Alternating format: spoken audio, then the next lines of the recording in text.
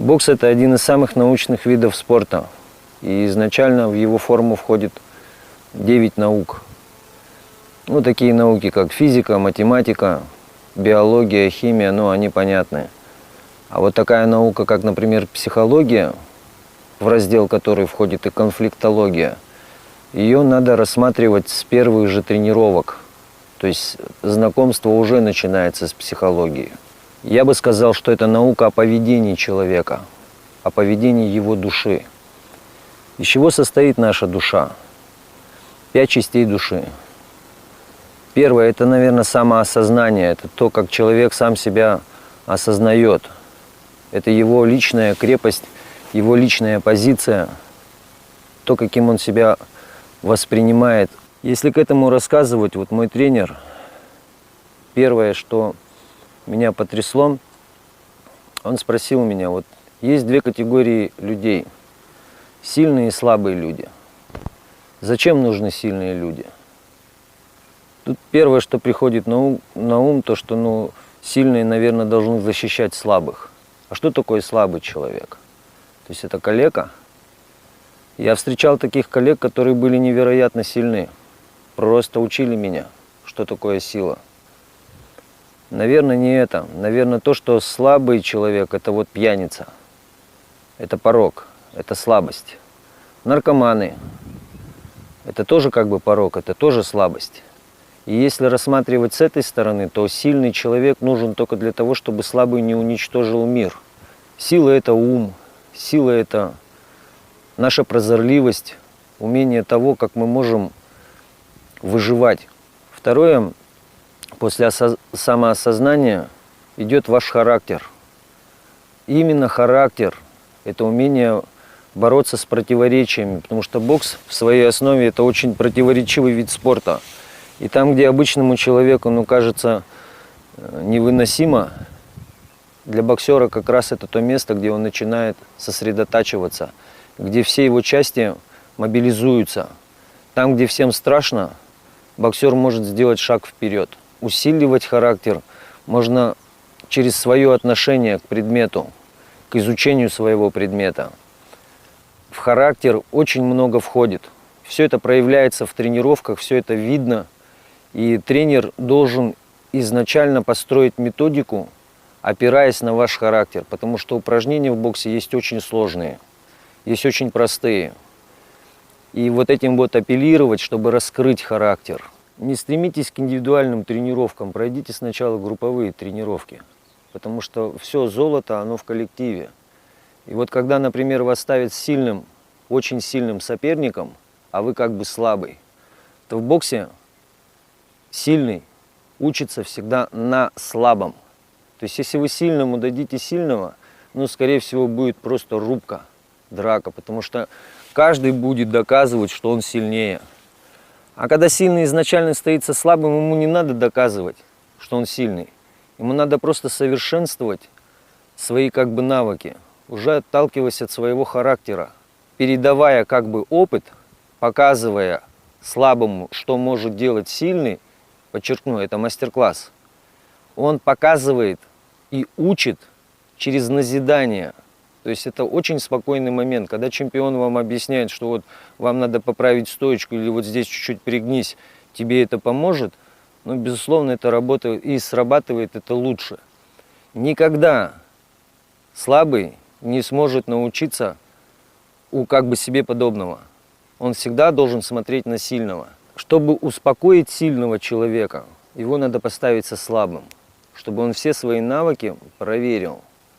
Для слабого же это очень хорошая картинка, как нужно делать. Третья часть души – это наш ум или, скажем, наш разум.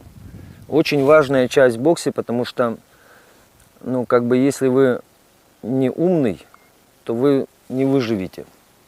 Самый главный и самый основной параметр в бою – это мотивация не выиграть или проиграть, а первое, что вам нужно сделать, это выжить в бою.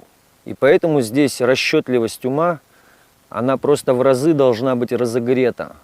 То есть вы должны знать все входы и выходы из тех ситуаций, в которые вас загоняют. И поэтому вся сложность ума – это много-много вариантов, которые вы должны рассмотреть. Даже если это варианты ущербные, вы все равно их должны рассмотреть. Но разница между «думаю» и «знаю», она просто невероятная. Пока вы думаете, вы тренируетесь, то есть вы ищете варианты. Но когда вы уже знаете, вы действуете. Потому что действие – это очень четкое, слаженное, всем организмом, всей клеточкой мы должны действовать. Очень-очень точно. Изначально стратегия строится в голове. Это расчет. И ваша стратегия, она должна быть максимально умная. Потому что, еще раз говорю, если вы не рассчитаете свои силы или неправильно распределите свои силы, то, скорее всего, вы пострадаете. Очень интересно, но мальчишки в основном вот как раз на вот этом умном аспекте и буксуют, потому что из-за химического состояния, которое изменяет в том числе и сознание. Когда человек боится, у него очень быстро химические реакции внутри происходят. И мальчишки очень часто путают состояние адреналина со страхом. Потому что адреналин, по большому счету, это такая вещь, которая отключает сознание. Только для того, чтобы мы действовали именно знанием, то есть механикой. То есть сознание отключили, вам только одно понятно, надо бежать. И вы бежите в 7 раз быстрее, чем вы можете бежать. Вот здесь очень важный момент. Надо перепрограммировать с точки зрения ума все ваши химические состояния, чтобы вы их очень хорошо знали. Потому что есть адреналин, да, он безусловно помогает. И это состояние, это первые 30 секунд, когда вы выходите. Потому что сердце молотится невероятно, все начинают забывать программу своих действий. Вот чтобы этого не было, надо понять, что такое норадреналин. Норадреналин, он, например, не отключает сознание, потому что норадреналин отвечает за спортивную ярость или, как говорят, спортивную злость. И вот к этому привязаться надо тоже уже умеючи. Вот, например, один из способов, который мне мой тренер говорил, когда я очень сильно волновался и забывал программу действий, которую мне выставлял тренер на бой, он мне просто во время тренировки, когда готовил меня, подводил меня к мешку и говорил: вот бей мешок и про себя говори: вот сейчас я повеселюсь.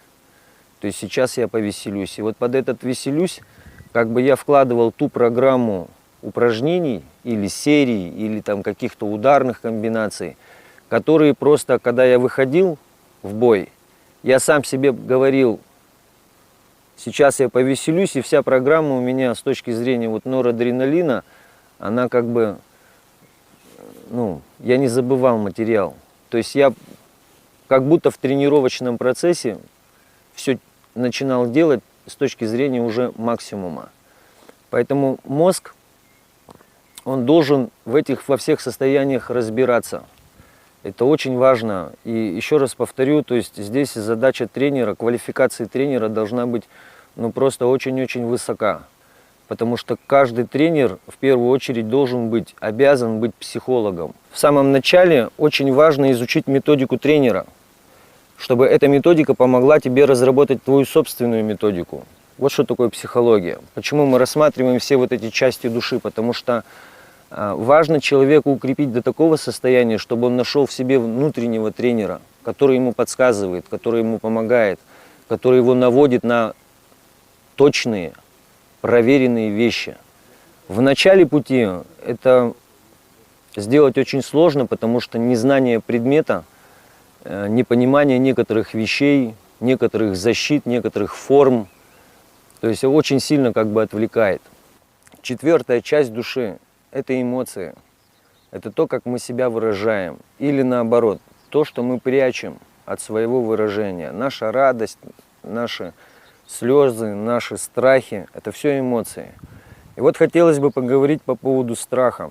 Страх очень интересная эмоция. Это как недаром Каз Дамата, когда Майк Тайсону объяснял, что это как огонь, и он может как согреть тебя, так и уничтожить. Вот здесь, да, вот надо воспринимать страх с точки зрения безусловной дружбы. Надо изучать его, но изучить страх мы можем другими эмоциями. То есть эмоции лечатся только эмоциями. То есть другие какие-то вмешательства, они не будут такие эффективные.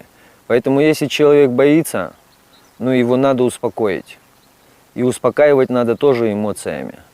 То есть первое, вот почему придумали боксеру учебно-тренировочную программу, чтобы в первую очередь успокоить боксера, чтобы убрать все вот эти вот грязные вещи, которые мешают ему, ярость, смятение, то есть паника, игрога, все вот эти вот вещи, которые приводят его в тупик.